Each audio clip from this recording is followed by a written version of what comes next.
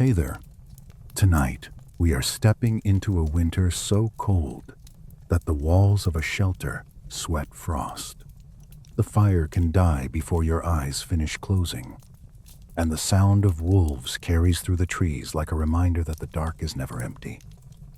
Medieval people in the wilderness still slept in that world, somehow with little more than hides, weak embers, rough timber, and the warmth of other living bodies. If this kind of slow, dark history is your thing, please like the video and subscribe. Now let the room around you grow quieter. Let the noise of the day drift back a little. We are going out into the snow, where sleep is not comfort at all, but one more act of survival. The first thing that disappears in a wilderness winter is the illusion that nature can be reasoned with. You step into the evening, and the cold feels immediate, personal, almost intelligent. It does not wait politely at the edge of your clothes. It goes straight for the seams, the wrists, the throat, the wet corners of your breath. The snow underfoot gives off that hard, dry sound, the little crisp, breaking sound that belongs only to serious cold. Around you, the land is turning blue, then iron gray, then something darker still. Trees rise in long black lines. Their branches hold snow like old bone holding chalk. Somewhere farther off, the wind gathers and begins to move through them, and the whole forest seems to murmur in a language made of bark, iche, and distance. The source begins by placing us in this kind of landscape right away, and that is exactly where the story has to start. Not in a cozy room, not with the shelter. Out here first, because until you feel the wilderness at night, you cannot understand what sleep meant to the people who had to live inside it. We are used to thinking of sleep as a gentle surrender. Mattress, blanket, warmth, quiet, maybe a low lamp, maybe rain at the window if life is being unusually poetic. Medieval wilderness sleep was not that. It was never that. It was a narrow, temporary truce with cold, fear, exhaustion, and hunger. It was what the body managed to do when it had reached the point where staying awake became more dangerous than closing its eyes. Honestly, I have always found that deeply humbling. We complain now when a room is a little stuffy or a pillow is slightly wrong. These people tried to sleep while knowing the fire might fail. The walls might leak air. The snow might deepen overnight, and some animal with yellow eyes might be tracing its own path through the dark just beyond the tree line. And yet they did sleep. That is the strange calm at the center of this story. Not that winter was easy. Not that people somehow became immune to misery. Only that the human body and the human mind will find ways to rest even in places where rest seems absurd. The source frames the medieval wilderness as a place that offered no mercy. And while that is dramatic language, it is not far wrong. Think of the landscape in stages. First the cold, then the wind, then the dark, then the silence between sounds, then the sounds themselves, which may actually be worse than silence. A branch cracking under snow, a far-off howl, the sudden shifting rush of birds startled from some hidden place, the hard whisper of dry snow dragged over the ground by a gust. Each one of those sounds reminds you that you are outnumbered by the world around you. And still the day ends. whether you are ready for night or not. That is another thing modern life helps us forget. Medieval people in these conditions did not always have the luxury of asking whether they were tired enough, safe enough, settled enough, or emotionally prepared enough to sleep. Night arrived. Temperature dropped. The body needed to keep functioning. The next day would demand wood, food, movement, repair, vigilance. So sleep became less a pleasure than an obligation, a grim little investment in tomorrow.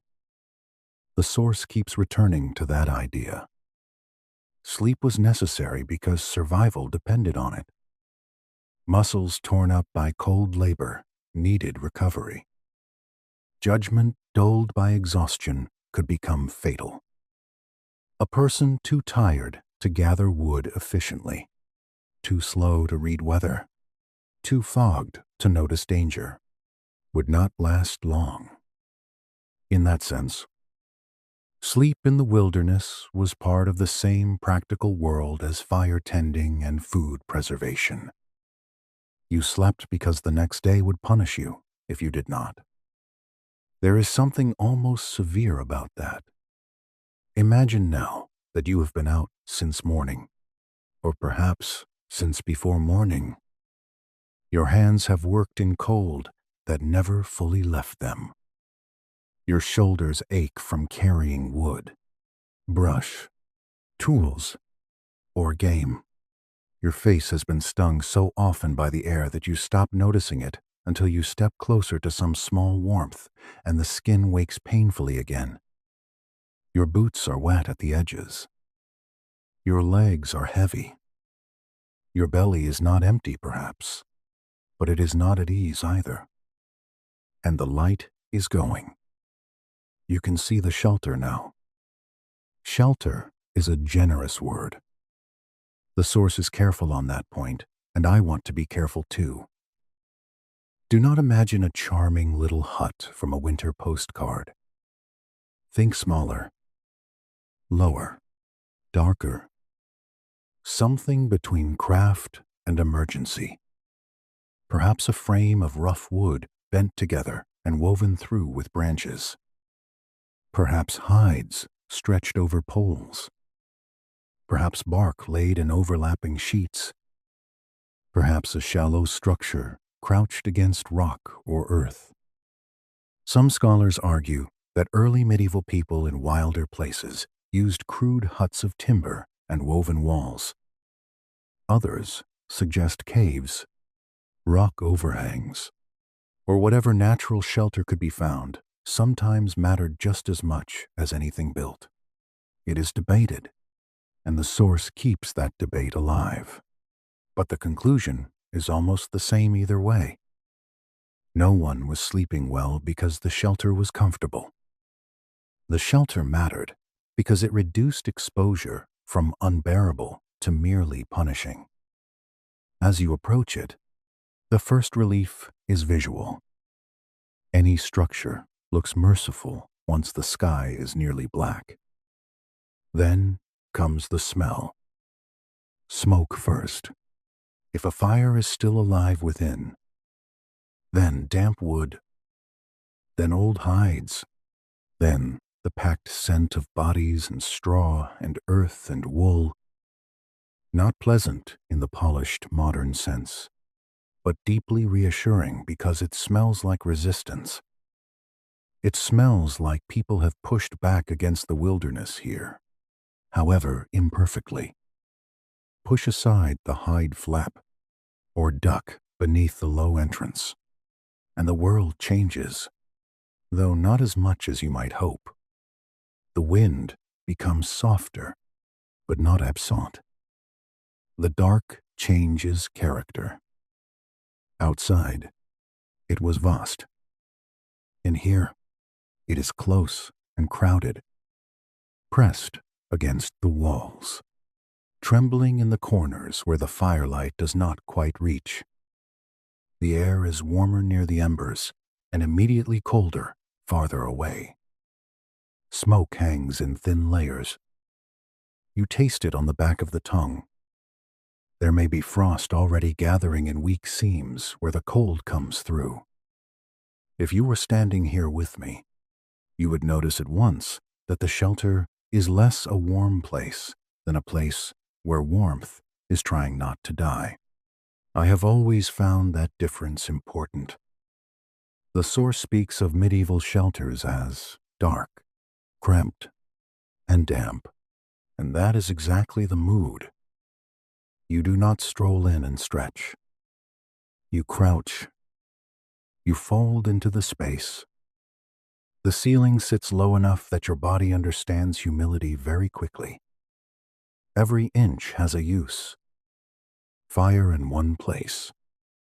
Bedding in another. Tools near the wall. Maybe stores of wood or a sack of dried food tucked where moisture cannot destroy them too fast. Maybe a dog already curled somewhere smarter than you, because dogs are irritatingly gifted in the field of locating the warmest possible patch of ground. At night, the walls themselves begin participating in the story. They creak a little. They shiver under wind. A woven section tremble. A hide panel stirs inward, then settles. Cold comes not as one grand attack, but in small, patient infiltrations. Under the door, through wall gaps, along the floor, down from the roof. The source is very good on this. The cold is never fully blocked. It is delayed, redirected, slowed, argued with, but never truly excluded. This is why the first hours of night matter so much. Before anyone can think of sleep, the shelter has to be read like a problem. Where is the draft strongest? How much wood remains? Is the floor dry enough? Are the hides hung correctly? Is there enough straw, brush, moss, or whatever else has been gathered to lift bedding a little off the worst of the ground chill? Has the entrance been set as tightly as it can be? Are the furs dry enough to help rather than steal heat? Does anyone need the place nearest the fire more than someone else? Even in a tiny space, little negotiations like this become the difference between suffering and catastrophe. The source also hints at something I think matters a great deal. Sleep in this world was never the same thing as feeling safe. That is perhaps the strangest point for a modern listener. Inside the shelter, you are safer than outside. Certainly. Warmer than under open sky. Yes. More protected than in the trees. Without question. But safe in the way we mean it now. Not really. Safety here is relative. Conditional. A bargain renewed every hour. That knowledge changes the body. Even while you settle down. Even while the fire gives off its weak, steady crackle, and the others near you grow quieter, some part of the body remains listening. Listening for wind. Listening for the fire. Listening for sounds beyond the wall. Listening because that is what people do in places where uninterrupted sleep can become its own kind of risk. And that is the cliff edge on which this whole story rests. The medieval wilderness did not invite rest. It extracted it grudgingly, out of exhaustion, out of ritual, out of communal warmth, out of necessity. The body slept because it had to, not because the world around it allowed itself to become kind. Now the shelter is darkening properly. The flame has lowered. The walls have started their quiet conversation with the wind. The outside cold waits at every seam, and we are only just arriving at the first real question. If the shelter itself was so poor a defense, then how did anyone inside it actually get warm enough to sleep at all? That answer begins with the body going lower, closer to straw, hide, smoke, and earth, where medieval people built the rough bed that stood between them and the frozen ground. Once the shelter has accepted you, if that is the right word, for a place that still leaks air and smells faintly of wet bark, the next truth arrives from below. The ground is the second enemy. Sometimes it is the first. The source moves inward beautifully here. From the great outside cold to the intimate misery of trying to lie down on a winter night when the earth beneath you is as intent on stealing heat as the air outside. If the shelter slows the wind, the bed must slow the ground. And what counts as a bed in this world is something rough, layered, practical, and never quite enough. Picture the floor first. Hard-packed earth, perhaps. Maybe tamped soil darkened by long use. Maybe a shallow wooden platform in better circumstances, though often not. Maybe a little scatter of old straw and chaff. Perhaps some brush or reeds. Perhaps scraps of hide that have seen many nights before this one. The floor of a wilderness shelter is not a neutral surface. It is cold storage. It holds the memory of the whole day and releases it upward slowly into any body foolish enough to trust it directly. So people did not trust it directly.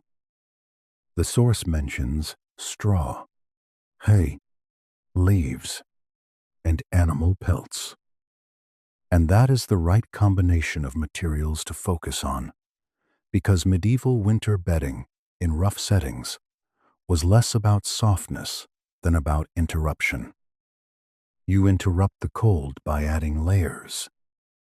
First straw or hay if you have it, because dry plant matter traps air and lifts the body a little. Then leaves, perhaps, though leaves collapse and shift. Then hides and furs, or rough blankets if a household has them. Then the body itself, dressed in wool, tucked into more skins if fortune allows. None of this creates luxury. It only creates a smaller battlefield. There is a smell to such bedding that is very far from modern laundry. Dry grass, if you are lucky enough that it is still dry. Damp grass if luck has turned away. Animal musk from old skins. Grease worked into fur. The faint sourness of previous nights. Smoke. Always smoke. Because smoke settles into everything and becomes the unofficial smell of survival. If you were lying down now, your face would be close enough to the bedding to notice every one of these notes. Not one by one exactly.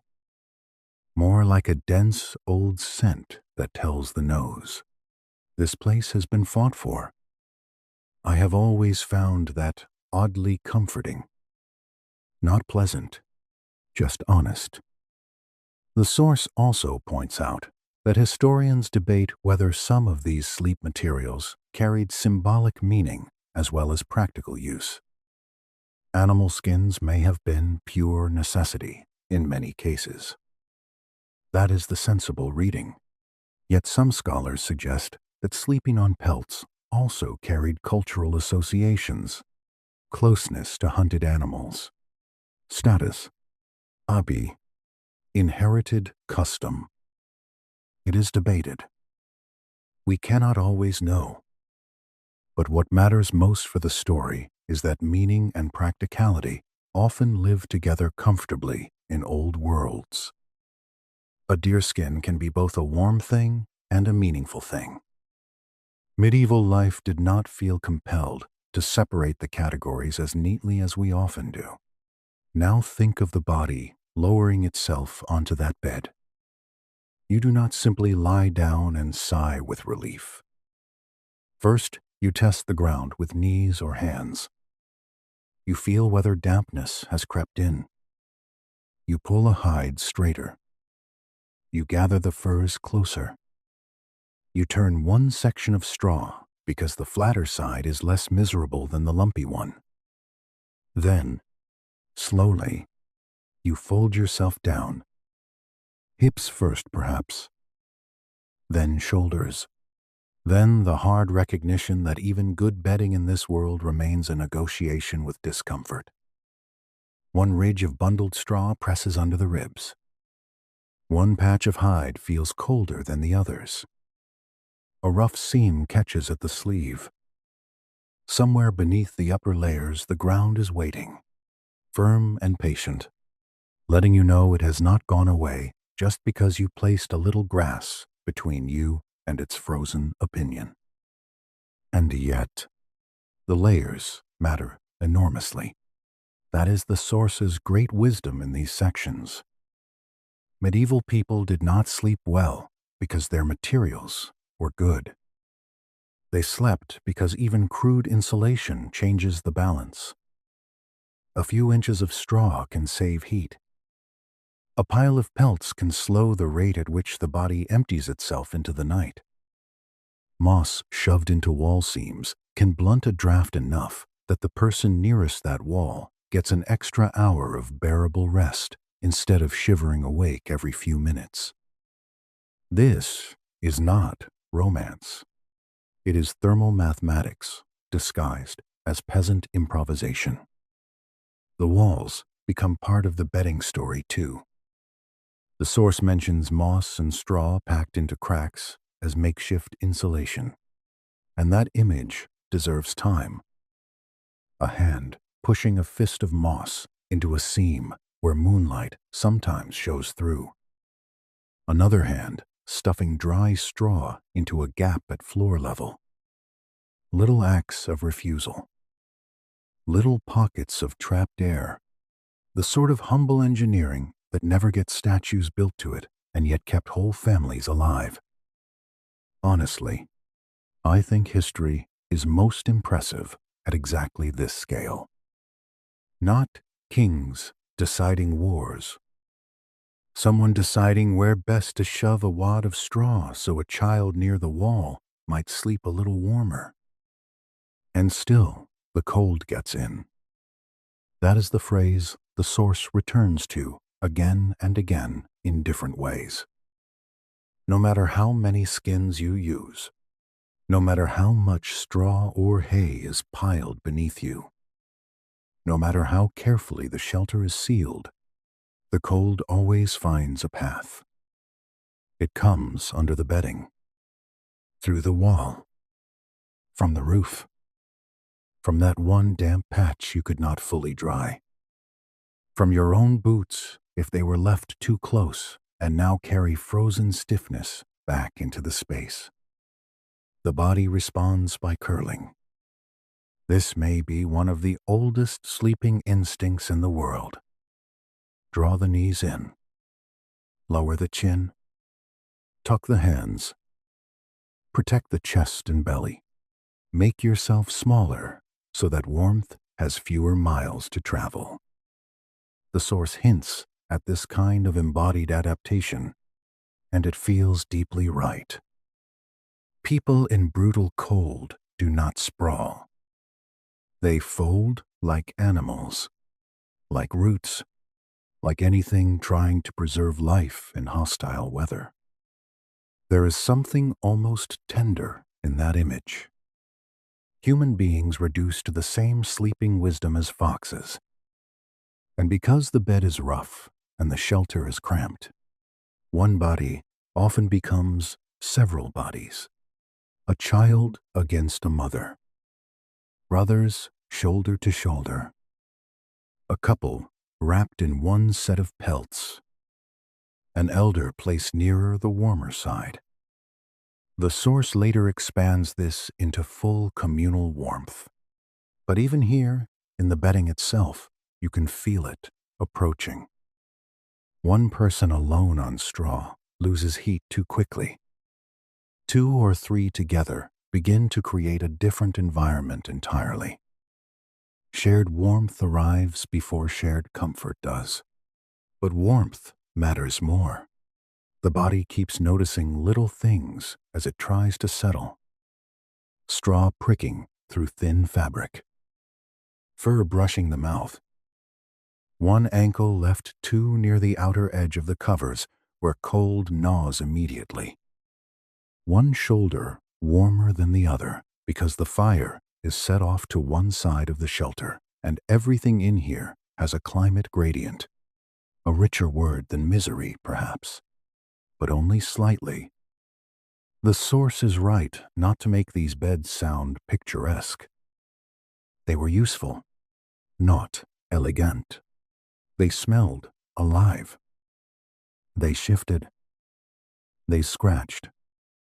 They collapsed in places. They were remade often because survival does not permit laziness for long. And then there is damp. Damp is the quiet villain in every old shelter. You can manage cold sometimes. Dry cold can be resisted with layers, fire, and movement. Damp cold is pettier. It clings. It settles into straw. It rides in on hides that were not fully cured or have taken in too much weather. It turns the underside of bedding against you. The source touches this through its repeated emphasis on dark, cramped, damp shelters.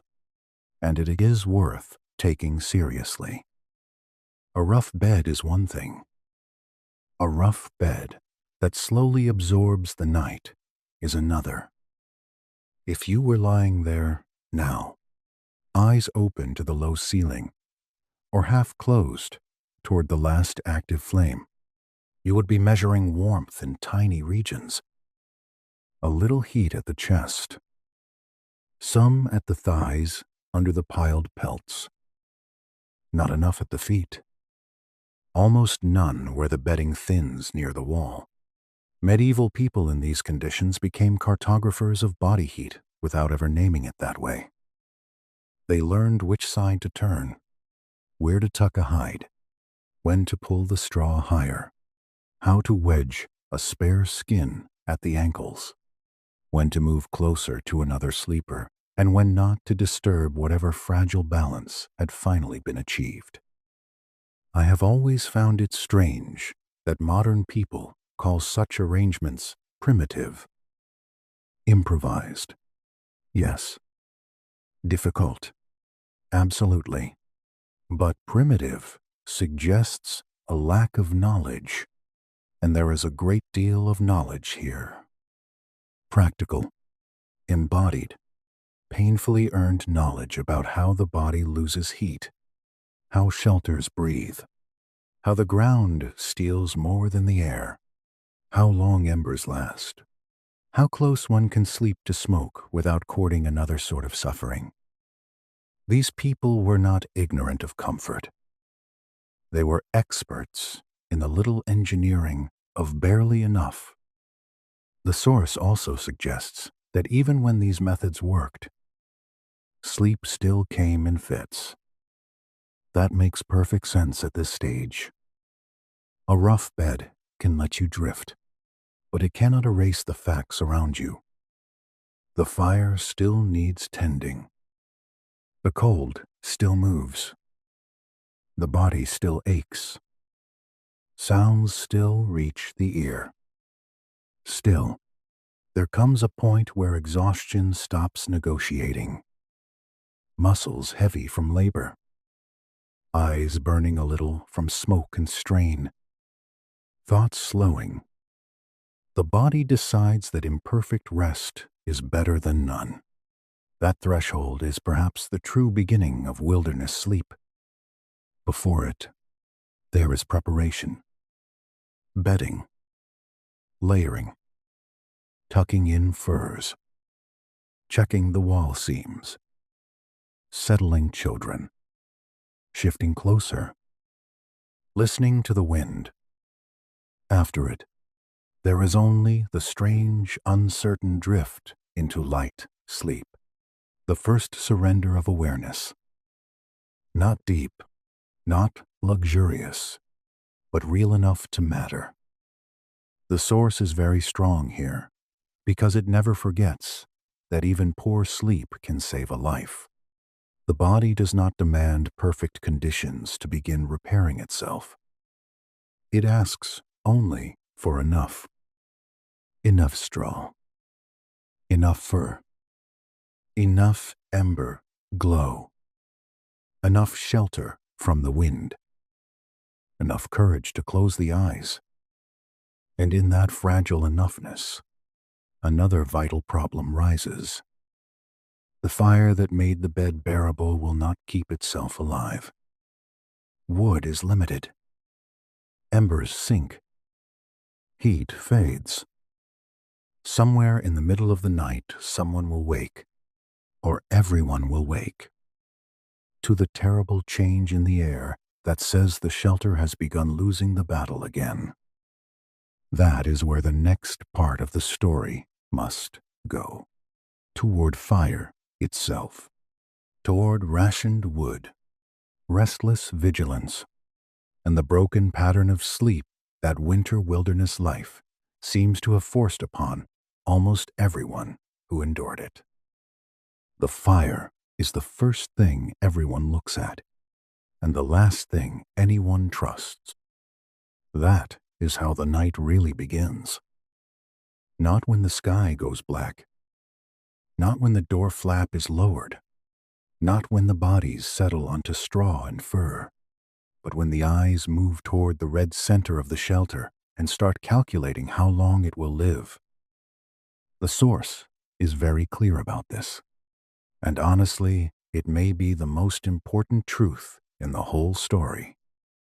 Sleep in the medieval wilderness did not depend on comfort.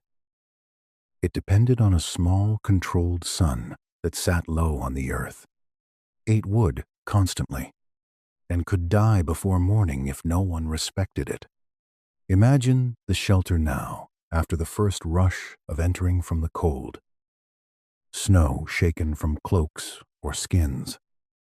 Boots scraped. Hides lowered back over the entrance. The dark outside is complete now. The sort of dark that feels less like absence and more like pressure. Inside, all order begins with the fire. It is not large. A great roaring blaze would be impossible in many such shelters. Too dangerous. Too greedy. Too quick to consume precious fuel and fill the space with choking smoke. No. What survives here is something smaller and wiser. A bed of coals. Some short logs. Perhaps split wood. Perhaps branch bundles. Perhaps dung fuel, if timber has become too scarce to waste carelessly.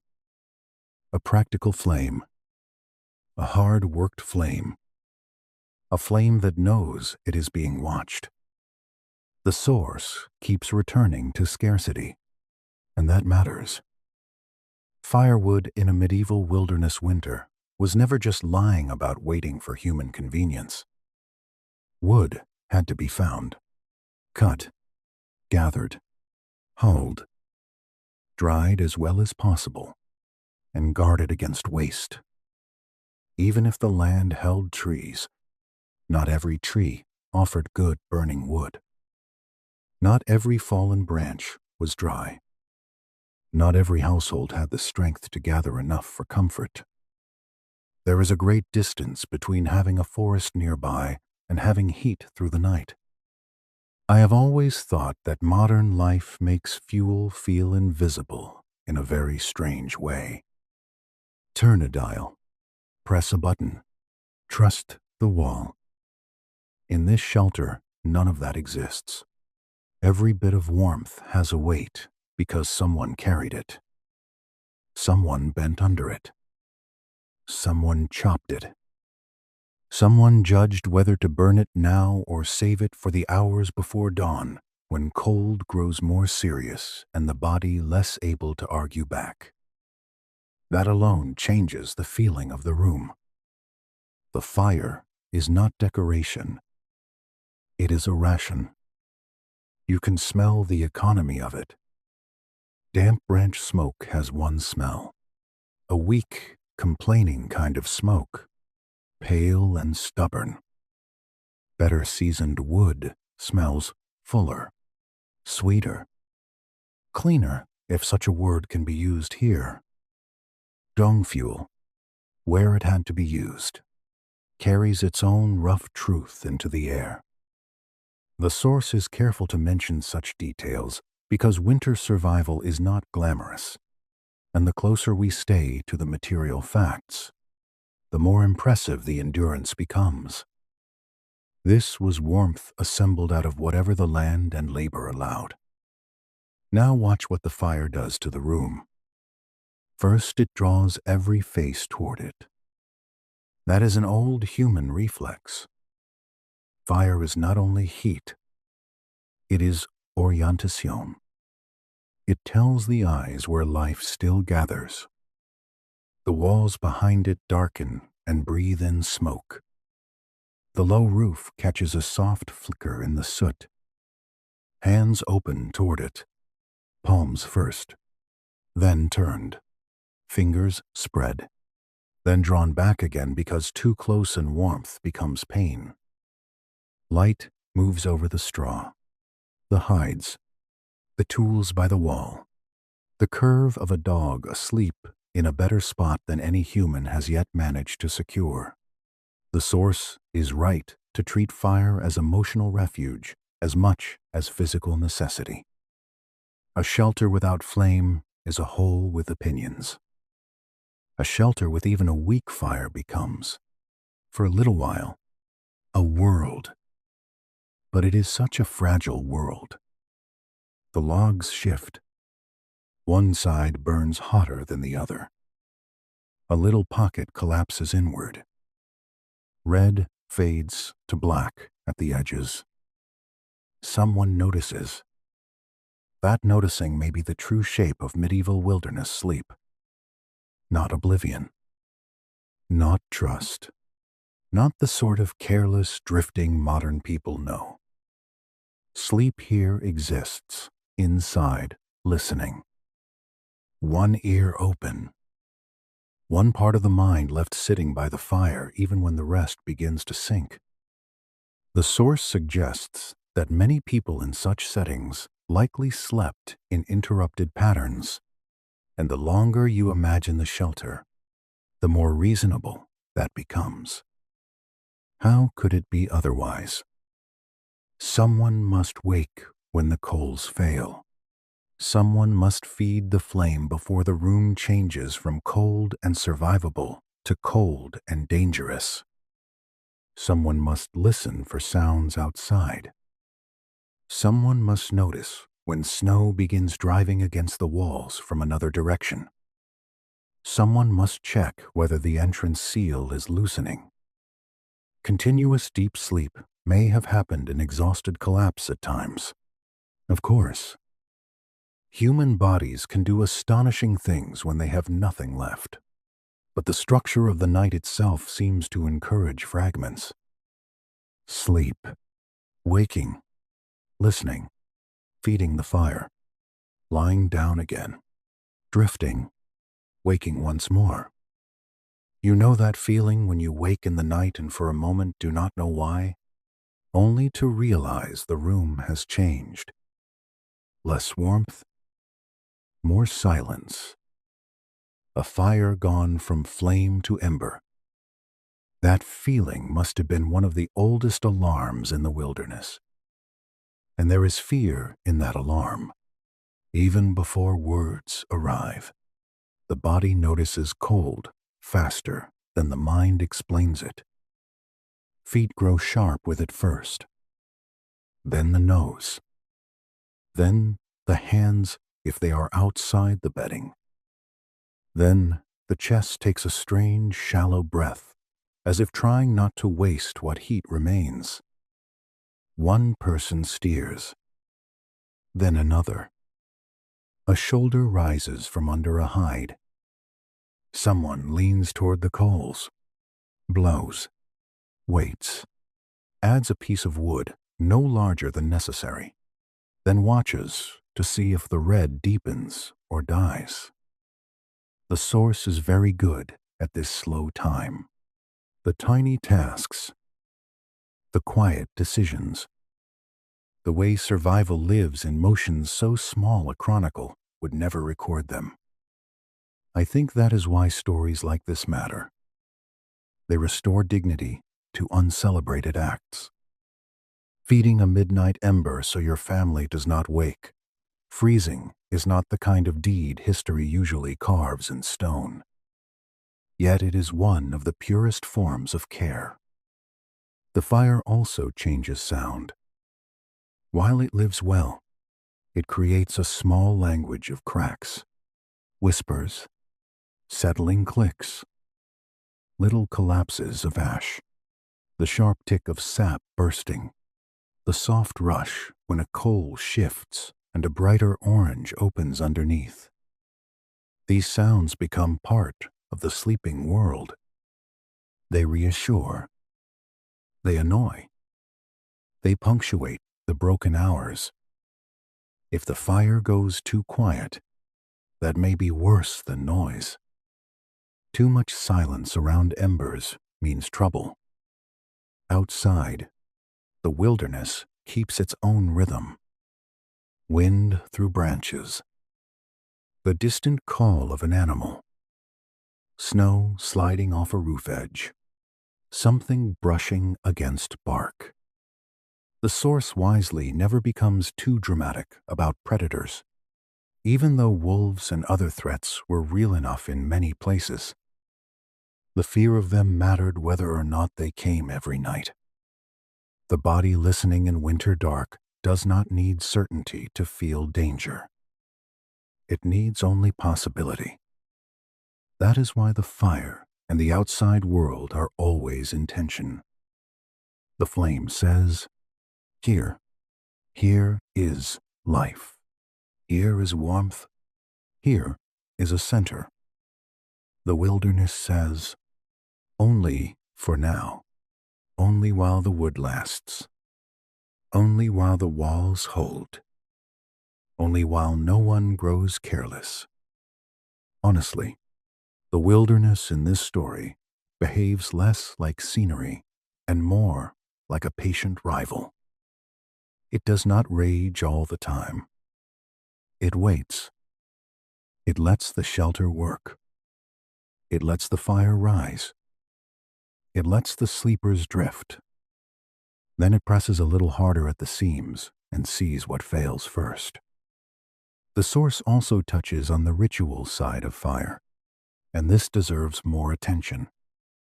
Fire is practical, yes, but when something practical decides every waking and sleeping hour, it becomes sacred in behavior, whether or not anyone calls it sacred. People sit closer when it burns low. Voices soften around it. Hands move more carefully. Children learn to watch it long before they understand larger theories of survival. The ember bed becomes almost a clock. A low red state. A healthier orange state. The dangerous gray ash state. Medieval winter nights must have trained the eye in 1,000 small distinctions. There is humor in it too, the kind of dry human humor that keeps misery from becoming unbearable. Someone reaches out too fast and winces because the near side of the fire is hotter than expected. Another grumbles because the wood saved for dawn is now being touched too early. A dog opens one eye, decides the humans remain ridiculous, and tucks its nose deeper into its tail. These things matter. The source rightly leaves room for them. People in hard worlds do not only suffer, they mutter, they tease, they make small sounds of complaint that prove life has not surrendered its personality. Now, let the hours deepen. The first sleep comes perhaps while the fire is still strong enough to flatter the room. Bodies lower. Straw settles. Breath evens out. Smoke hangs in a shallow band near the roof. Then somewhere in the middle dark, perhaps long before dawn, the first waking comes. Not dramatic. Just a little opening of the eyes into red gloom. A hand leaving the warmth of a hide. A careful push upward. The air beyond the bedding suddenly much colder than expected. That is the moment the source understands so well. Sleep and fire are bound together. To protect one, you must interrupt the other. Some historians debate how formal this pattern of broken sleep really was in rough winter settings, whether it was a known rhythm, a segmented habit, or simply repeated disturbance with no poetic structure at all.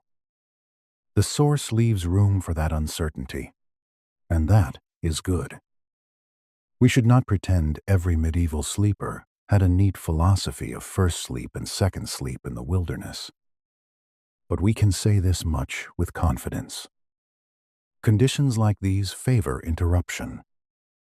The night was too active, too demanding, too dependent on maintenance for everyone to vanish into uninterrupted rest, as if lying in a heated house centuries later. And still, people adapted. That is perhaps the most astonishing thing. The body learns how to fall back asleep after tending coals. The mind learns to drift again after listening for danger. Children learn the shelter sounds. Adults learn what to ignore and what not to ignore. In time, the whole night becomes patterned, not comfortable, never that, but knowable. A rhythm of half sleep, waking, warming hands, shifting closer, pulling the fur higher, listening, drifting again. Survival slowly becomes routine, and routine is one of the oldest anesthetics. The source keeps this balance beautifully. Fire is lifeline, but it is also labor. Warmth is possible, but only through attention. Sleep comes, but only in pieces. There is no final victory over winter in the shelter. Only a long series of small postponements of defeat. By the time the embers have been fed for the second or third time, the room feels older, smaller, more inward. The world beyond the walls has receded into blackness and sound. Inside, the fire has become everything. Light, heat, company, measure of time, and reason to wake. And once that is understood, another shadow enters the story. Because a night like this does not only tire the muscles, it works on the mind. The listening, the cold, the confinement, the endless darkness around the shelter, all of that begins shaping sleep into something stranger than rest. That is where the story must go next. Inward from the fire into the long mental strain of winter, where silence becomes heavy, thoughts grow sharp in the dark, and even light sleep can begin to feel like a brief escape from a world pressing at every wall. Once the body has learned the pattern of broken sleep, the real weight of winter begins settling where no fire can fully reach. In the mind. The source is especially strong here because it understands something easy to miss. Medieval wilderness sleep was not only a struggle against temperature, it was a struggle against endless attention. Attention to sounds, attention to shadows, attention to the health of the flame, attention to the feelings in your own fingers and feet, attention to the breathing of the people near you, attention to the possibility that something outside the shelter already knows you are here. A person can grow weary of pain and still continue, weary of cold and still continue. But weariness of attention is its own kind of suffering. I have always thought that long, dark winters change the shape of thought itself. Imagine lying there now after the fire has been fed again. The shelter is quieter. The bodies around you have settled back into their rough arrangements. A dog sighs in sleep. One branch in the wall gives a tiny dry creak and then is still. The wind has dropped for the moment, which should be comforting. But often, silence is more difficult than noise because it offers the mind too much room. Nothing distracts. Nothing occupies the ear except breath, ember sound, and the memory of what the night outside might still be holding back. The source treats this silence almost like a substance, and I think that is right. The dark wilderness beyond the shelter is not empty. It press. Even when no wolf calls, the possibility of wolves remains. Even when no branch snaps, the forest keeps its right to snap one a moment later. Even when the weather pauses, it may return harder. The shelter holds the body away from the worst of it, but the mind stays turned toward it, as if some old instinct refuses to stop keeping account. You know that feeling when you are trying to sleep in an unfamiliar place, and every tiny sound matters more than it should. Multiply that by cold, risk, hunger, and the knowledge that the place outside has no obligation to spare you. And you begin to approach the mental atmosphere of this story. The source suggests that sleep itself could become a kind of escape in these conditions, and that is one of its most beautiful ideas. Not luxurious sleep, not deep blissful rest, just the narrow mercy of slipping out of conscious fear for a little while. That changes the emotional tone entirely. Sleep is no longer only recovery for muscles. It becomes a short absence from vigilance, a temporary closing of the door between the mind and the wilderness. But that door never shuts completely. Dreams in such a world would not be mild things. I suspect the source does not overstate this, and I appreciate that. We cannot know each medieval dream. Still, the conditions themselves suggest the mind would carry the night inside.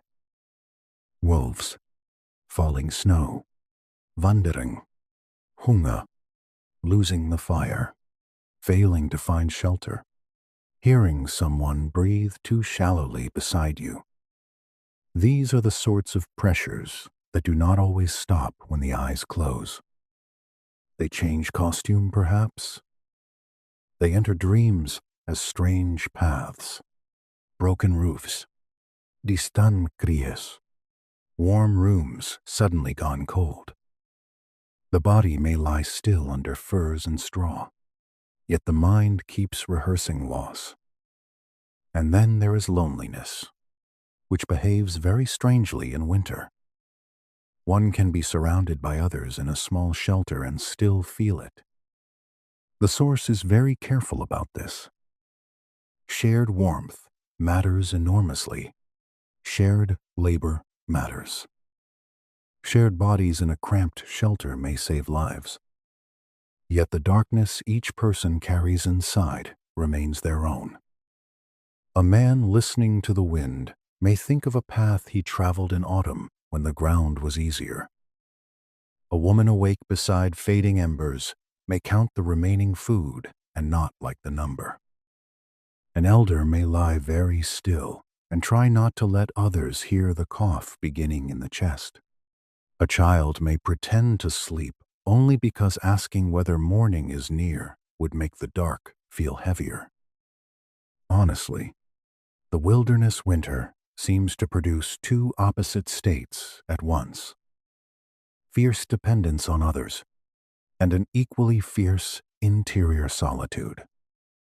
The source also gestures towards scholarly debate over whether such hardship built resilience or despair. And that is exactly the right kind of caution. Modern people like tidy moral lessons.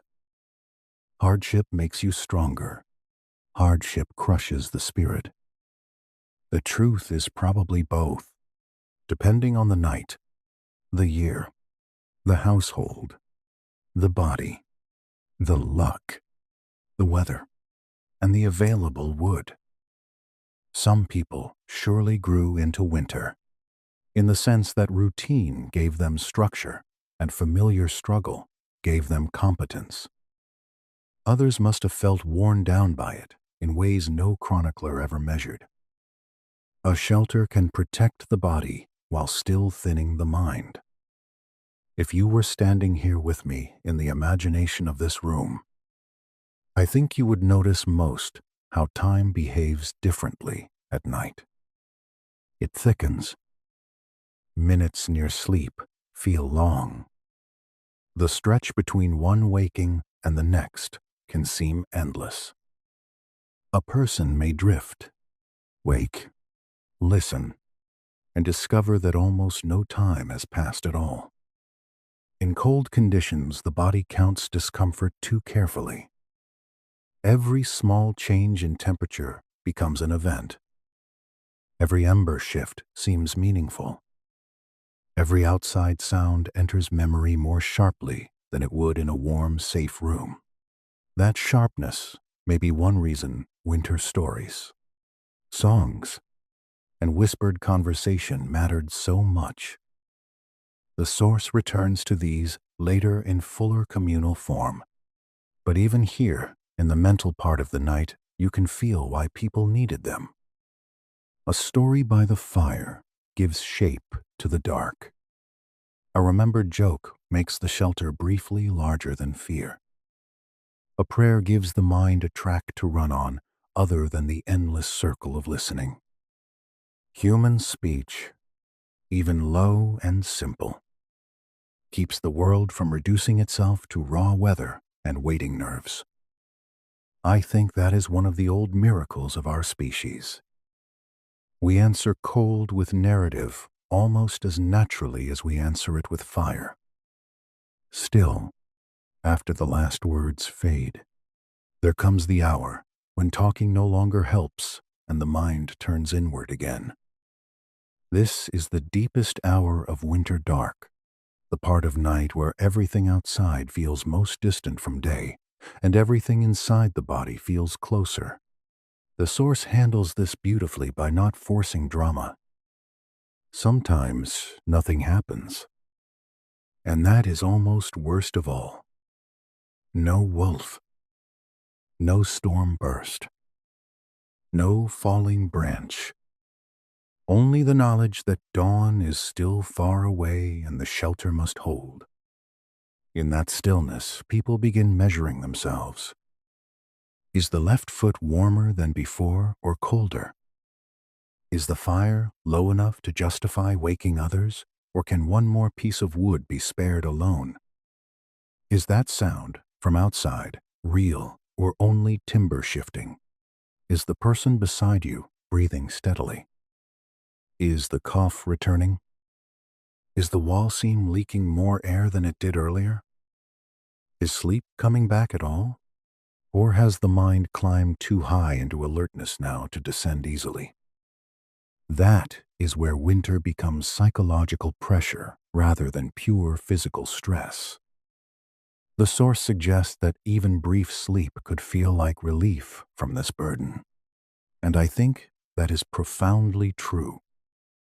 Light sleep in such a shelter may not restore everything, but it interrupts the mind.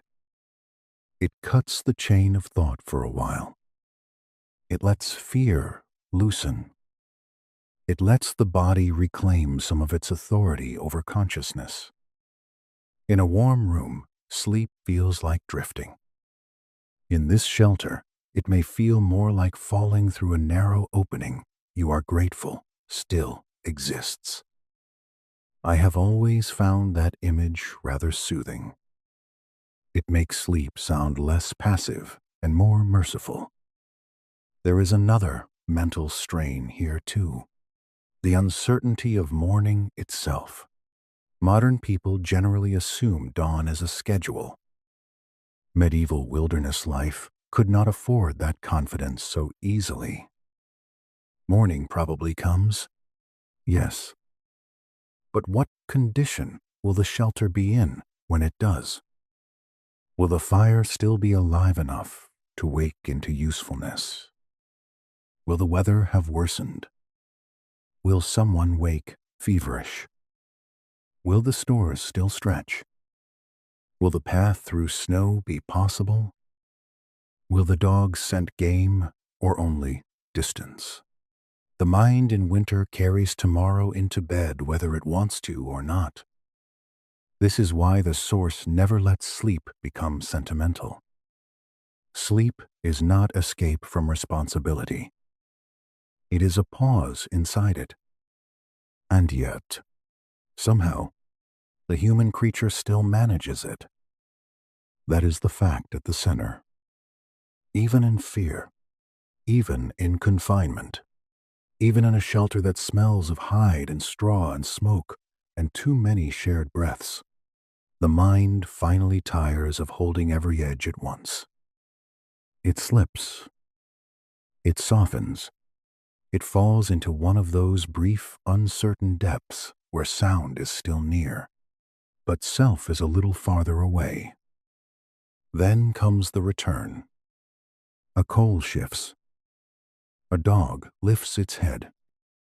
Wind presses at the wall again. Someone turns in their bedding. A child murmurs. The body rises partway back to awareness. The source is right to treat this not as failure, but as the true pattern of survival. Winter sleep in the wilderness was likely never a long, smooth river. It was a chain of pools, rest gathered in pockets. Enough here. Enough there. Enough to keep judgment from breaking. Enough to keep the muscles working another day. Enough to prevent the spirit from fraying entirely. And perhaps that is why companionship becomes even more important in the next movement. Because when the mind is taxed this way, warmth is not only physical, another breathing body nearby, a dog against the legs, a familiar voice low in the dark. The shelter ceases to be only a defense against the weather and becomes a small human refusal to face the night alone. That is where the story must go now. From inward strain back out toward shared breath, crowded bedding, animals in the shelter, and the communal warmth that made brutal winter nights survivable even when nothing about them was comfortable. By the time a winter night has already broken your sleep once or twice, the shelter stops feeling like a place and starts feeling like a living arrangement of breaths. That is where the source turns next, and I think it turns there wisely. Cold can be fought with fire. Wind can be fought with walls, however poor those walls may be. The ground can be fought with straw, skins, and patient layering. But at a certain depth of winter, the body begins needing something older and simpler than all of that. Another living thing nearby. Another pulse, another pocket of heat that is not made of wood and flame, but of flesh that is also trying to last until dawn. People rarely endured these nights alone if they could help it. That single truth changes the mood of the whole shelter.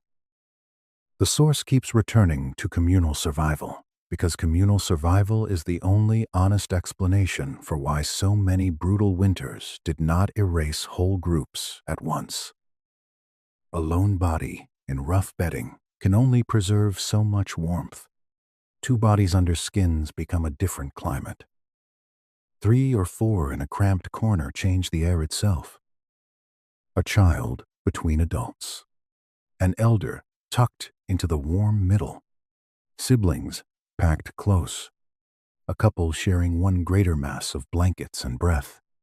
All of these are not sentimental images first. They are practical thermal decisions made by people who understood, whether formally or not, that life keeps itself better in clusters. You can feel that logic in your own body if you imagine it slowly enough. At first, when everyone settles, there is awkwardness. A shoulder under the wrong arm. A knee pressing too sharply against another leg. A hide pulled one way, then corrected. Someone muttering softly because a cold edge has been left open.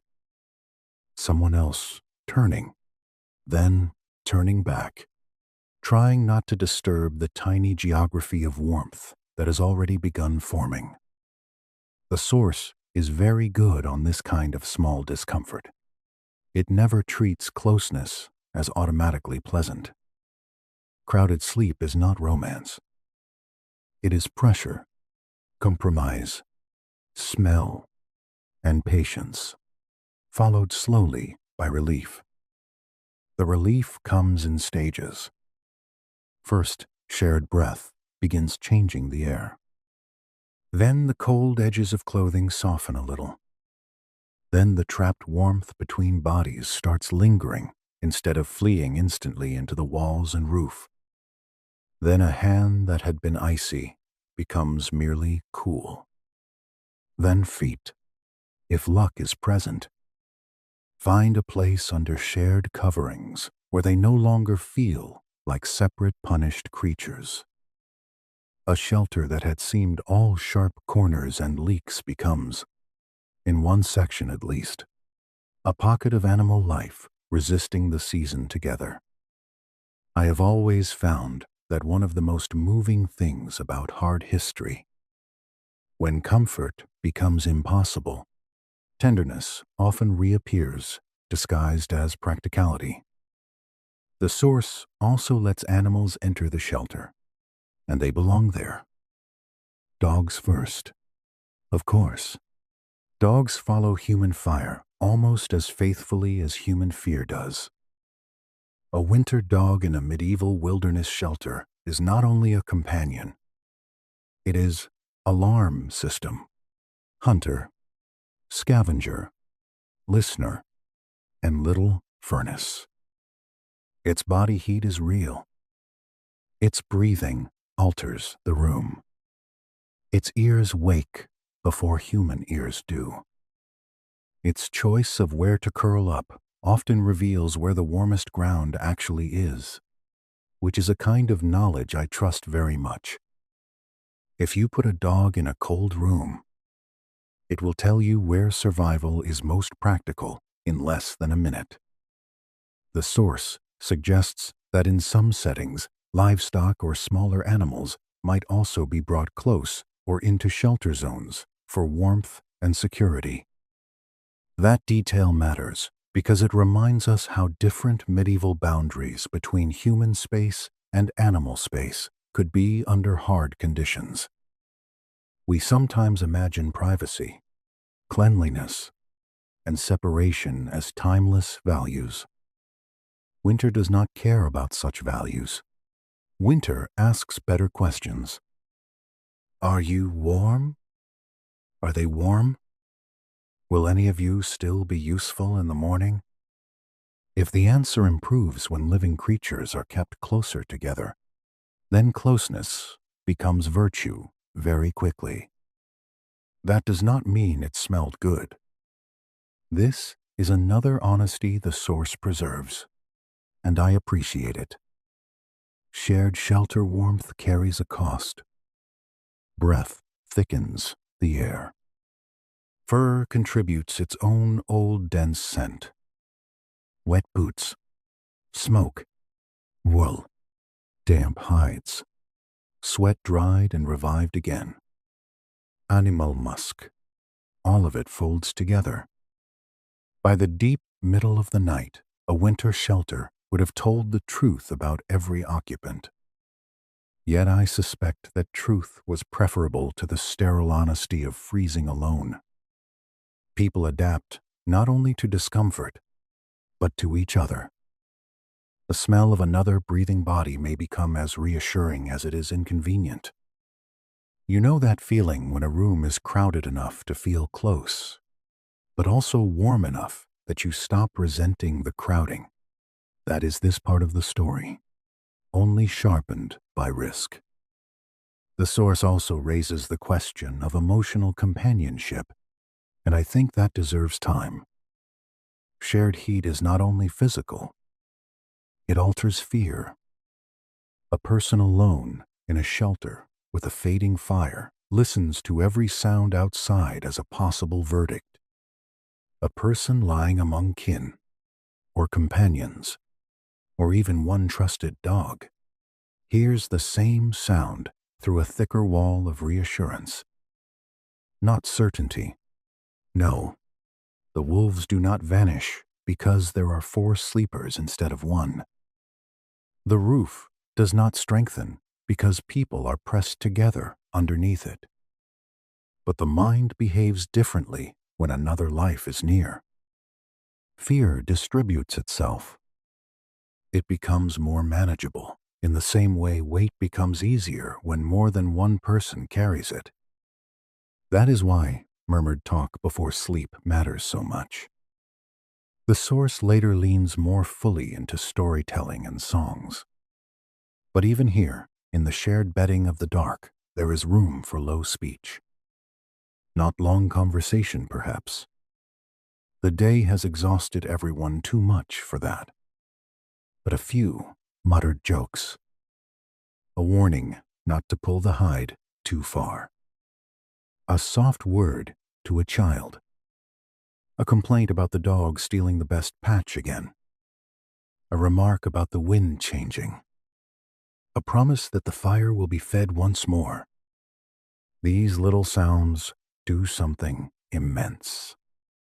They remind the shelter that it is inhabited by minds, not only bodies. The wilderness outside remains enormous, but inside there is still human tone. Honestly, humor may be one of the great uncredited heating systems of history. A miserable room is slightly warmer the moment someone says something dry enough to make another person snort into a fur collar. The source is also careful to note that communal life could create tension. Of course it could. Crowding produces irritation as reliably as it produces heat. Someone kicks in sleep. Someone hogs the warmer side. Someone snores like a small, angry sawmill. A child wakes and shifts everyone else. A dog decides the exact center of the bedding belongs to it by divine right. An elder needs the place nearest the coals, and all younger backs must now adjust accordingly. Shared survival is noble from a distance. At close range, it can be deeply annoying. But that annoyance is almost comforting in its own way. Irritation is a luxury compared to panic. A family that still argues over blanket edges is a family not yet surrendered to the winter.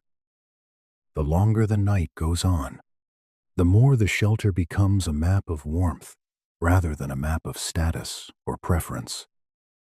The warm middle matters. The cold margins punish. The source understands that the shape of social closeness can be changed by temperature. Affection may guide who lies nearest whom. Yes, duty may guide it too. But cold makes practical legislators of everyone. The person who loses heat fastest goes inward. The strongest may take the edge. The dog gets the foot end because feet are difficult and the dog is useful. These are not written rules. They are rules discovered night after night by whatever arrangement left the most bodies functional in the morning. That kind of knowledge fascinates me. It is so rarely written down and yet so central to survival. History loves laws, battles, kings, unsung dates. It rarely pauses long enough over who slept where and why. Yet, in a winter wilderness shelter, that arrangement may matter more to immediate life than whatever great event a chronicle was preserving elsewhere. And then there is the curious way shared sleep shapes listening. One person listening to the night hears threat. Several bodies listening together hear pattern. A dog lifts its head. A child does not stir. So perhaps the sound was nothing. An elder mutters that the wind has shifted north, and everyone half hears it, half carries it into sleep. Someone nearer the wall feels the draft first. Someone nearer the entrance notices the flap move. The shelter becomes a kind of distributed nervous system. Heat is shared. Awareness is shared. Fear is shared. That does not eliminate danger. It makes danger less private. I think that is one of the source's deepest insights. Winter survival is not only about resisting the environment, it is about dividing the burden of resistance so no one mind, no one body, no one set of ears must carry it all alone. Now let the hours pass a little farther. The fire has been fed again. The warm center of the bedding is stronger now than it was when the night began. The dog has migrated slightly upward, which nobody fully approves of, but no one has the energy to litigate. Outside, the wind has either calmed or become distant enough that only its effect on the walls is heard. Inside, bodies settle deeper into one another's weather. The mind, having less empty room to fill with fear, begins accepting sleep in longer stretches. Not perfect stretches. Never that. Someone still wakes. A leg cramps. A hand goes numb where it was folded badly. The child nearest the middle turns hot for a while and flings one corner of hide away, causing immediate diplomatic consequences. A dog dreams and paws gently at the air as if chasing something far kinder than the night outside. But there is also a kind of peace here now, and it is worth naming. The source does not sentimentalize this peace, but it allows it. A low, humble peace built of shared labor and accumulated warmth. If you were standing in the doorway and could somehow look without letting the cold in, what you would see would not be picturesque. It would be rough, crowded, smoky, lopsided, inconvenient. Yet you would also be looking at one of the oldest forms of human resilience.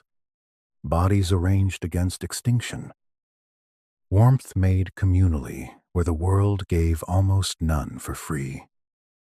The source begins moving from here toward routine and meaning, and that makes sense. Once the physical shelter has become communal enough to carry the night, the next question is how people carried themselves through winter, day after day. without the mind simply collapsing under repetition. Because shared heat gets you through the dark, but it does not explain how you keep waking and doing it again for weeks, perhaps months. That answer begins in the morning, long before the sun feels generous, in ritual movements so ordinary they become invisible. Tending embers, gathering wood, checking the sky, repairing the wall, measuring food, telling one more story, making one more joke, repeating life until repetition itself becomes a second shelter. Mourning in a winter wilderness does not feel like victory. It feels like continuation. That may be the quiet truth the source understands best of all. We tend to imagine survival in dramatic terms. The storm past, the danger over, the sun breaking through, music swelling as if the world itself has acknowledged human bravery. Real winter endurance is rarely so theatrical. Dawn comes pale and cold. The shelter smells of smoke, fur, and stale breath. The embers are low. The body is stiff. The work has returned before gratitude has fully formed. And yet this, precisely this, is where human beings show their strangest strength. Not in one grand escape from winter, but in the ability to wake into it again and again, and keep shaping life inside its limits. The source moves toward routine here, and I think it is exactly the right final turn before the story widens further. Routine is not glamorous, but routine is what makes a brutal environment thinkable over time. Without routine, every morning would feel like the first morning, and every danger would feel absolute. With routine, even fear begins to take a place in the daily order. Not welcome, not gone, simply arranged. So the first task is the fire. Before anyone stretches too long or speaks too much, someone is already leaning toward the ash bed, peering into the gray and black with the hopeful concentration of a person reading the future in something very small. Under the crust, is there enough red left? Enough heat to wake without spending too much wood. Enough life to keep the shelter from returning fully to cold stone, cold earth, cold air. The source is right to make this the first ritual of the day because it turns survival into continuity. If the night fire lived, morning begins with possibility. If it died, the day begins already behind. Imagine the movement. A hand with soot already living in its creases. A stick nudging ash aside. A breath sent carefully, not too strong, not wasteful. A tiny glow deepening. Then another. Then a little orange line where none seemed to remain a moment ago. Dry scraps are added. Then something slightly larger. The fire takes, not in triumph, in duty. In that moment, the shelter exhales and morning begins. I have always loved how humble the oldest important tasks are. Before kings, before written law, before monumental stone, before all the grander things history likes to celebrate, there must have been mornings exactly like this. Someone protecting a coal so the day could proceed. The source then expands routine outward. Wood must be counted or gathered. The walls must be checked. Snowdrift at the entrance must be managed. Bedding may need to be shaken, aired if possible, turned, if not. Food must be measured. Water must be found or melted. Tools must be checked, because cold is unkind to anything left unattended. A shelter does not remain a shelter by intention alone. It must be maintained daily, or the wilderness will patiently repossess it. This, I think, is one of the great mental shelters of old winter life. Repetition protects the mind. When conditions are harsh enough, routine is no longer boredom. It is structure against dread.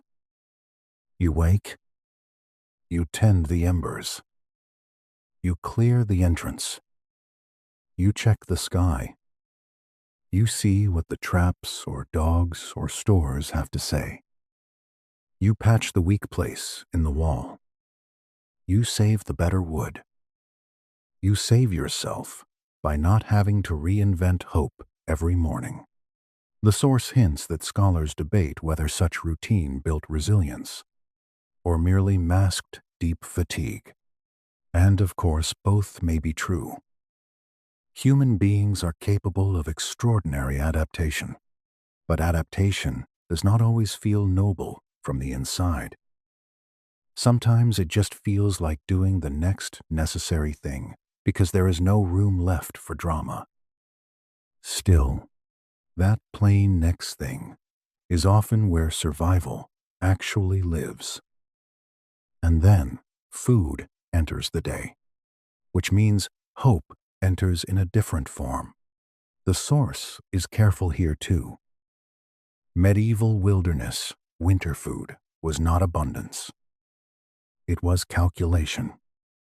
Dried meat, perhaps. Grains, if any, could be carried or stored.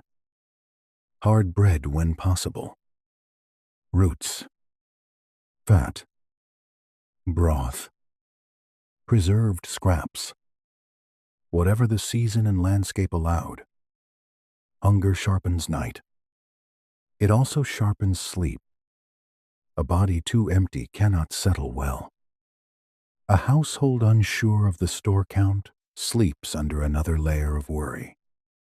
So morning food, even when meager, is not trivial. It is permission for the body to continue. If there are dogs, they matter again now. Their noses, their movement, their restlessness or calm, all of it becomes information. The source touches on hunting dogs and weather reading, and I think that deserves to breathe. Medieval people in wilderness winters did not survive by toughness alone. They survived by attention to signs.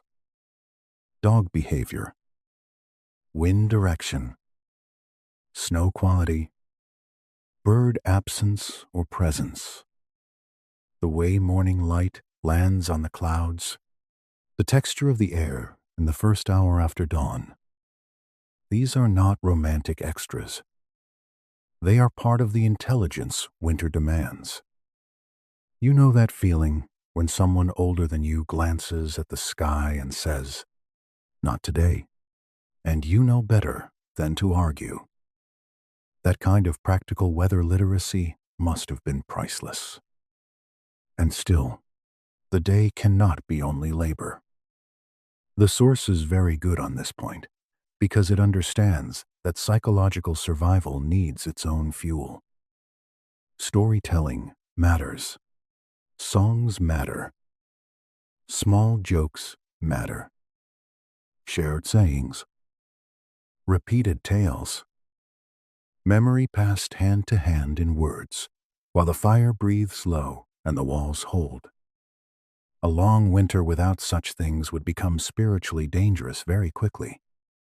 This is where the wilderness shelter becomes not merely defensive architecture, but culture.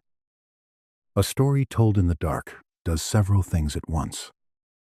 It shortens time. It distracts fear. It teaches children what the land does and what it punishes. It reminds everyone who they are when the season tries to reduce them to bodies managing cold. The source keeps these stories close to the fire, and that feels exactly right. Firelight has always been the natural companion of narrative.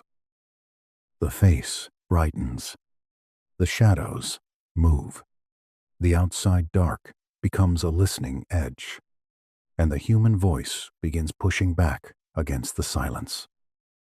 I suspect that some nights laughter mattered almost as much as furs, not because laughter warms the room in a simple sense, though it probably helps a little. Because laughter breaks the spell winter tries to cast, which is the spell of smallness. A joke in a poor shelter says the cold is not the only intelligence present here. Humor means the mind is still moving freely enough to play. That is no small thing when the environment is trying so hard to make all thought narrow into hunger and heat. The source also suggests gatherings during the deeper winter season. And this opens the shelter outward again. Shared fires, shared songs, midwinter observances, exchanges of food or labor or company. Even if such events were limited by geography and hardship, their emotional role would have been enormous. People do not survive a season only by protecting the body. They survive by renewing meaning. A visit, a gathering, a remembered holy day, a story associated with the dark part of the year. These things prevent winter from becoming only duration. Honestly, I think that may be the deepest lesson hidden inside the source. Human beings can endure terrible material conditions for surprisingly long periods if they can still bind those conditions into a shared pattern of meaning. That pattern is made from small things. The same joke told again. A tale about a wolf made a little larger each time. A prayer spoken almost automatically while snow taps the wall. A child falling asleep halfway through a story because the voice alone has become part of the shelter. A dog opening one eye whenever laughter rises, then deciding the humans are loud and sentimental and therefore probably safe enough to ignore. These are not decorations around survival. They are survival. And when the source returns us to dawn after another hard night, it does so without pretending dawn solves anything. Morning light through a seam in the wall is beautiful, partly because it is weak. Frost along the entrance is beautiful because it proves the shelter held. Breath steaming above the newly fed fire is beautiful because it means the body has made it one more time into daylight. Winter is still there. The cold has not retreated. The work has not lessened. Yet another day has been purchased. That phrase feels right. Purchased, not given. By the end of these movements, the source leaves us with a truth both stern and oddly comforting. Medieval wilderness people did not sleep through brutal winters because they had mastered the season or discovered some lost perfect technique. They slept because they built enough, gathered enough, shared enough, watched enough, and repeated enough to remain alive inside an environment that never stopped testing them. Straw and furs, hides and moss, embers and careful wood, dogs and clustered bodies, stories and routine, weather sense and habit. Not one miracle. Many little ones. If you step back from the shelter now and look at the whole picture, it becomes almost serene in its severity. A weak hut under a hard sky. Firelight breathing through seams. Snow all around. A family or group within, not comfortable, not safe in any permanent sense, but held together by knowledge and repetition. The medieval wilderness is still cold. The wolves are still somewhere beyond the trees. Hunger is still never far. Yet inside that small, defended space, humanity has done what it always does at its best. It has made a little order against a great indifference. And that order, even when rough, is enough to let the eyes close for a while. The later parts of this story will move farther into that rhythm, into the days and nights repeating, into endurance as habit rather than drama, and into the astonishing fact that people did not simply endure one winter night, but entire seasons of them. For now, let the fire settle in your mind. Let the shelter remain where it is, low in the snow, breathing smoke, holding voices, heed, dogs, tools, and one more nearly impossible morning. That is how sleep survives in a brutal world. Not by defeating the cold, but by giving the cold less and less of the self to take. By the time a winter has gone on long enough, the shelter stops feeling temporary. It begins feeling like a second skin, rough, smoky, imperfect, but familiar enough that the body no longer argues with every corner. That is where the source turns in its final stretch before dawn and conclusion, and it does something very wise. It stops treating survival as one dramatic night and begins treating it as a season of repeated nights, repeated mornings, repeated small decisions that slowly become a way of living. That shift matters, because one brutal night can be survived on fear, adrenaline, and leftover strength. A whole winter cannot. A whole winter demands rhythm. You wake before you want to. You check the embers. You test the air. You listen for the wind and for the breathing of those nearest you.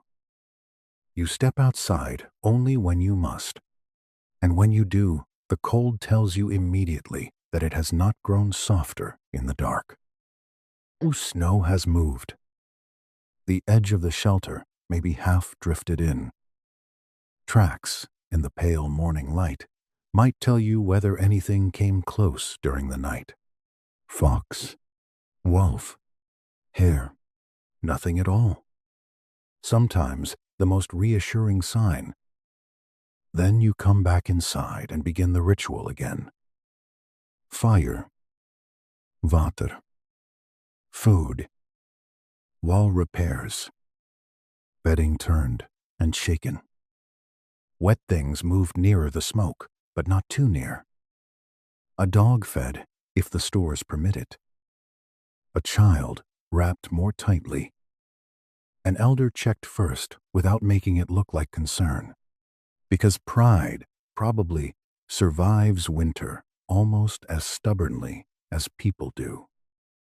The source understands that daily repetition is not dull detail. It is one of the main structures that makes winter psychologically survivable. Without routine, every morning would feel like a verdict. With routine, it becomes a task list. Not pleasant, perhaps not easy, but known. And the known is less frightening than the formless. I have always thought that is one of the great secrets of endurance. Human beings do not survive long hardship by feeling brave every day. They survive by doing the next necessary thing until the next necessary thing becomes almost calming. So the shelter becomes a workshop as much as a bedchamber. Snow is shaken from coverings. A weak place in the wall is packed again with moss, strav, or whatever can still be spared. The floor is scraped or tidied because disorder wastes heat and movement. Firewood is counted more than once. Food is measured not only for hunger, but for days. That is another cruelty winter imposes. One must eat in the present while thinking in the future. A person holding a strip of dried meat or a small heel of bread is also holding numbers. How much remains? How long until thaw? What can be hunted? What can be stretched? What cannot? The source is careful to keep food scarcity close to sleep, and that is exactly right. Hunger changes the night. It sharpens waking. It makes the body colder. It makes dreams stranger.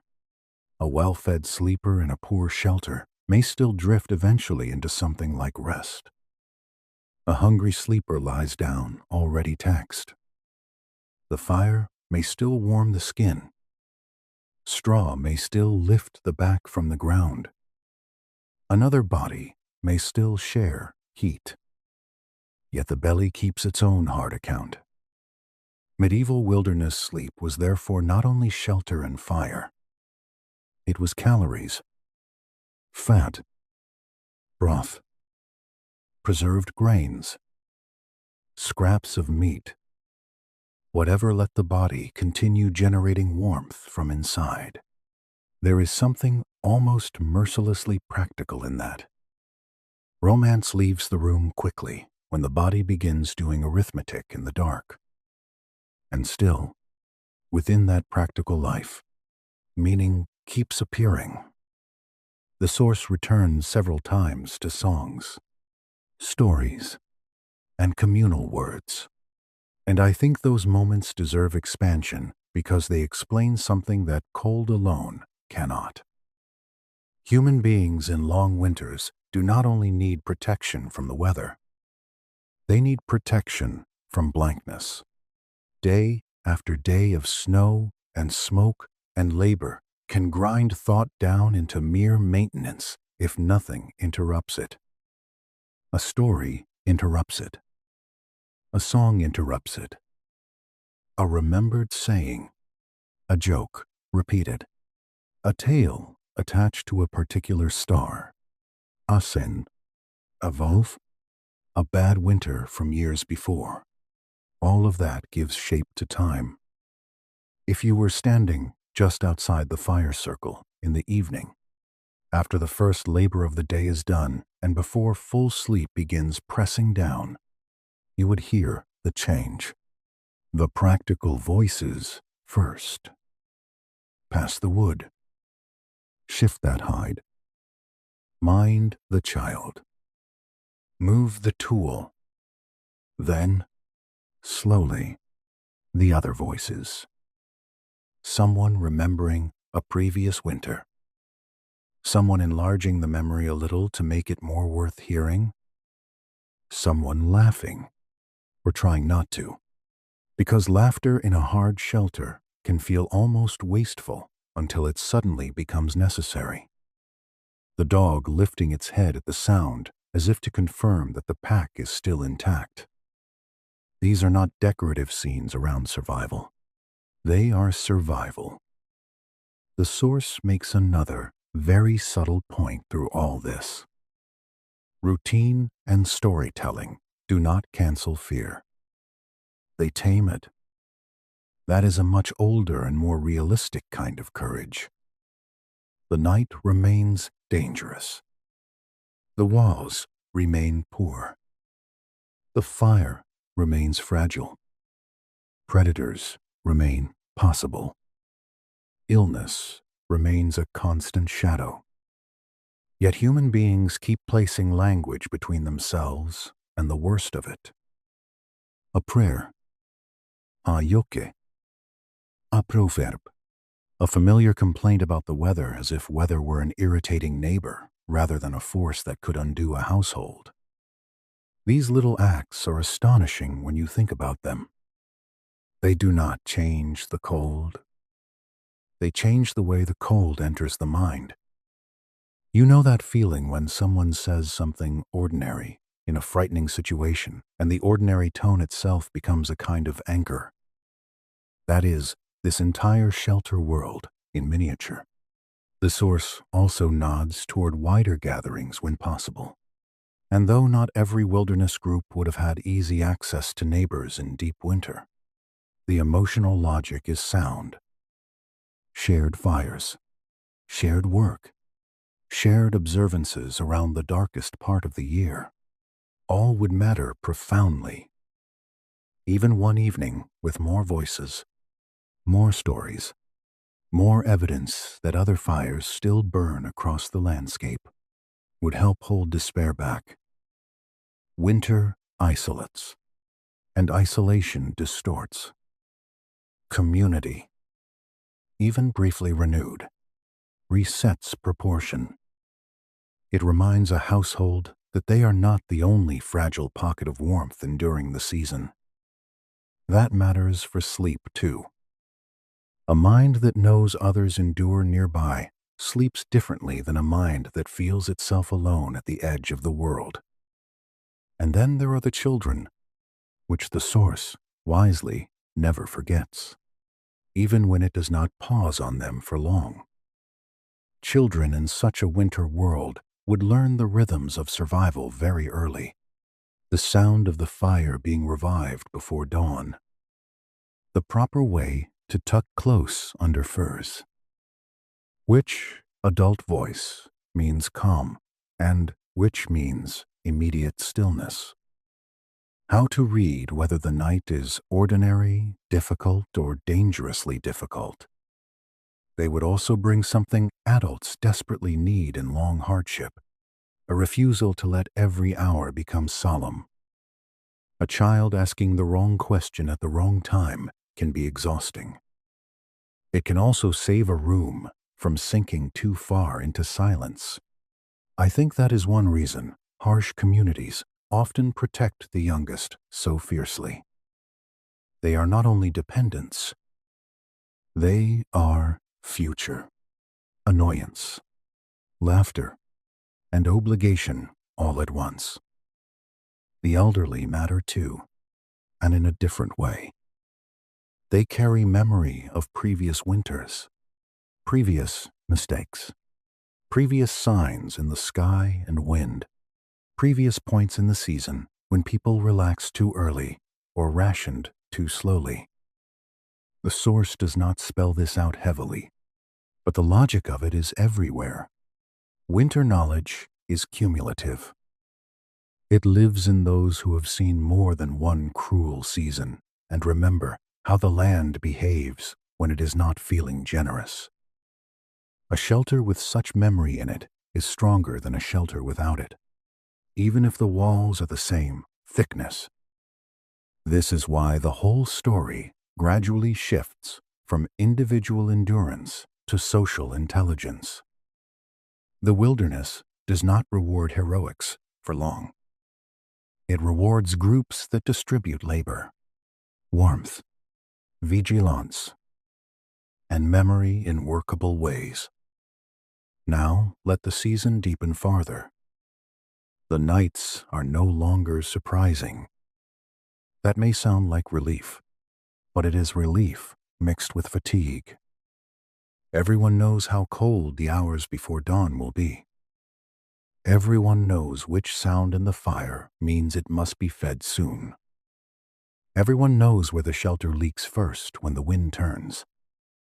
Everyone knows the smell of a hide that has stayed damp too long, the feel of straw flattened past usefulness, the little ache in the shoulders from sleeping curled too tightly too many nights in a row. In one sense, this knowledge is mastery. In another, it is only intimacy with hardship. Honestly, I think that is one of the source's deepest human insights. People in brutal conditions do not necessarily become less troubled by those conditions. Often they simply become more exact in how they measure trouble. And still they sleep. Not perfectly, not deeply every night, but enough. Enough because there is work tomorrow. Enough because the body, once heated by labor and fed, however modestly, will at last take what rest it can. Enough because the fire is not dead. Enough because others are breathing nearby. Enough because habit has begun to dull the edge of fear without ever erasing it. Enough because winter, for all its force, cannot remain at the center of consciousness every minute without breaking the mind. And sleep is one of the ways the mind saves itself. The source keeps circling back to that idea, and I think it deserves one more slow turn here. Sleep in the medieval wilderness was never really about achieving comfort. It was about achieving just enough safety, warmth, and mental release to continue functioning as a human being. That threshold of enough may be the most powerful invisible technology in the whole story. Enough straw, enough fur, enough ember, enough food, enough trust in those around you, enough routine, enough story, enough faith, whether in God, in weather signs, in one's own hands, or in the fact that others nearby are also trying very hard not to let the night win. By now, the shelter has become more than a structure. It is a habit of care. The walls themselves may be poor, but what happens within them is sophisticated in the oldest human sense. Fire tending, food rationing, sleep clustering, weather reading, animal handling, humor, storytelling, prayer, repair, all of it works together. Not elegantly, not as a designed system written in manuals, as an accumulated pattern of human response to an inhuman season. And once you see that pattern clearly, the final part of the story can do what it should do. It can return us to dawn and endurance and the quiet triumph of one more night crossed. Not a victory parade, just that old humble miracle, a baleski, a breathing shelter, embers waking, and people still inside the world. In the end, the truest answer to the question is not a trick, not a hidden technology, and not some lost secret of extreme cold survival that modern people have forgotten. The answer is slower than that, quieter than that, and in some ways far more impressive. People slept through brutal medieval wilderness winters because they built a whole way of life around making sleep barely possible. The source arrives there gradually, and I think that is why its final impression lingers. If it had tried to give one simple solution, build this shelter, wear these furs, keep this fire, it would have missed the real force of the subject. Survival was never one thing. It was a web. Every thread mattered because the others were weak on their own. Fire without bedding was not enough. Bedding without food was not enough. Food without shelter was not enough. Shelter without shared labor was not enough. Shared labor without routine and some emotional shape to the season would not have been enough for long either. The people who endured were not people who defeated winter. They were people who learned how to give winter fewer and fewer easy places to enter.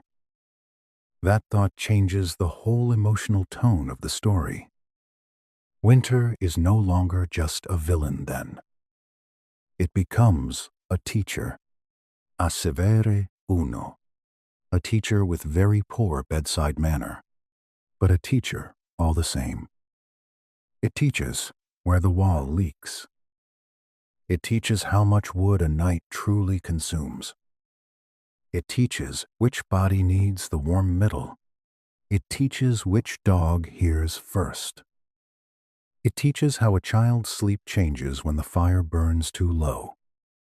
It teaches the difference between hunger and real danger. It teaches the sound of bad snow and the sound of merely inconvenient snow. It teaches humility, and perhaps that is why the source never sounds triumphant in the usual sense. There was no final mastery, only closer and closer attention.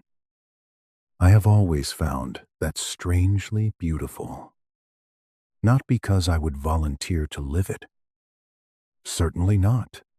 But because it reveals something about human beings that warm modern rooms can make easy to forget. We are creatures of astonishing adjustment. We can turn scraps of routine into structure, scraps of warmth into community, scraps of story into psychological shelter. We can lie down in a world that offers us almost nothing and still coax from that world enough rest to rise again. Picture now the last hour before dawn in late winter, deep into the season. The shelter is quieter than it was at dusk, but not truly quiet. A low breathing everywhere. The faintest pulse from the embers. A small animal sound from the dog at the footside. Someone shifting, not fully waking, then settling again.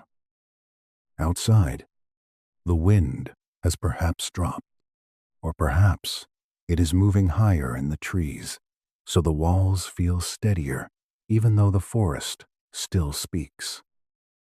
Frost clings to the seams of the shelter where a little light will eventually find it. One hand lies outside the blanket edge and is slowly persuading the sleeper to reconsider. The air is cold enough that each visible breath near the fire looks temporary and precious. Then the first gray arrives. Not sunlight. That comes much later in winter. Just a thinning of the black near a seam in the entrance or along the edge of a wall panel. The mind notices before the eyes fully do. The body notices even earlier, because dawn in a hard shelter is a physical event. Someone wakes more completely. The dog raises its head. Another person, who had perhaps been half awake already, leans toward the coals. Ash is stirred. A red line glows. One more piece of fuel is added. Then another. Morning does not burst into being. It is revived. The source is very wise to end with this kind of image, rather than some grand declaration of human greatness. Greatness, in this world, looks like small, competent motions repeated before speech. Revive the fire. Check the wall. Rewrap the child. Stretch the cramped leg. Test the weather in the air near the entrance. Count the wood. Count the food. Count, silently perhaps, the fact that everyone present is still here. There is a kind of gratitude in such mornings, though I suspect it was often too practical to name. Gratitude mixed with stiffness. Gratitude mixed with smoke, sting in the eyes. Gratitude mixed with the knowledge that the whole cycle must now begin again. That mixed feeling seems very true to the source. The medieval wilderness did not provide easy closure. Morning was not rescue. Morning was proof that the shelter had held long enough for labor to resume. And still, proof like that matters. The source also quietly reminds us, through all its details, that these people were not superhuman. They were not immune to cold. They were not somehow tougher in a mythic sense that made suffering simple. They got numb. They got frightened. They lost sleep. They probably snapped at one another. They worried about stores. They listened too hard for animals in the dark. They dreaded some nights before they began. The greatness lies not in feeling none of this. It lies in continuing anyway, in arranging life so that, even with fear and fatigue and imperfect shelter, the body could still cross the night. You know that feeling when you make it through something difficult and the relief is so quiet it almost feels like nothing happened? That may be the most honest feeling of all here. No trumpet. No feast. Just one more dawn. One more chance to feed the fire. One more narrow success that will never be written in a chronicle, and yet mattered more than many things that were. I think that is why the story stays with me. It restores proportion. We spend so much time thinking of history as empires, battles, kings, and churches, yet history would have vanished entirely if enough ordinary people had not found a way to sleep through hard winters without freezing to death. No kingdom exists without mornings like these. No monastery, no market town, no manuscript, no warband, no road. The foundation is always more humble than the monuments built above it. A breathing shelter, a weak but living fire, straw that still insulates, furs that still hold, a dog that heard nothing too dangerous in the night, bodies that shared enough warmth, a mind that managed enough sleep to keep going. The source never lets us forget that survival was communal, physical, mental, and repetitive all at once. That is its final lesson. People in the medieval wilderness slept because they spread the burden around. Across hides and walls. Across wood and embers. Across stories and routines. Across children, elders, dogs, memory, skill, and whatever faith they had left in dawn. Winter kept pressing. They kept answering. And in that answer, there is something deeply soothing, even beautiful. Not because the world was kind. It was not. Not because the nights were cozy. They were not. But because human beings, when pushed into a cold that seems absolute, often discover that warmth is not one thing. It can be fire. It can be food. It can be a wall packed with moss. It can be the weight of another sleeper against your back. It can be a joke in the dark. It can be the routine of feeding embers before panic has time to form. It can be the knowledge that other shelters, other fires, other people somewhere beyond the trees are also waiting for the same pale morning. By the time the sun finally rises high enough to turn frost to glitter instead of shadow, the hardest work of the night is already done. The sleepers have become workers again. The shelter is once more a workshop, kitchen, nursery, kennel, storeroom, and planning room all crowded into one rough structure. The wilderness remains vast around it, but inside there is order. And order is another name for hope when conditions are this severe. So that is how they slept. Not well, most likely, not in the way we dream of sleep, but sufficiently, skillfully, together, with bodies curled against the cold, with minds trained to wake and drift again, with fire treated like a living companion, with stories and habits thickening the walls that wood and hide alone could never thicken enough. They slept in fragments, in vigilance, in trust, in exhaustion, in smoke and fur and shared breath. They slept because the next day demanded it, and because human beings are far more stubborn than winter usually expects. Let the shelter remain there for a moment in your mind now. Low in the snow, dark walls breathing smoke, a small red fire answering the pale birth of morning, breath rising, tools waiting, wood stacked carefully, a dog stretching, someone already bent over the embers, someone else still half asleep beneath a hide. The whole fragile arrangement holding, not forever, not even easily, but long enough was the victory. And that, I think, is why the story becomes calm in the end. It turns dread into stillness, not by pretending the winter was gentle, but by showing that people learned how to live inside its harshness without letting it take everything. The night came. The fire was guarded. The cold entered, but not everywhere. The mind frayed, but not beyond repair. The dawn returned, and with it the old faithful tasks.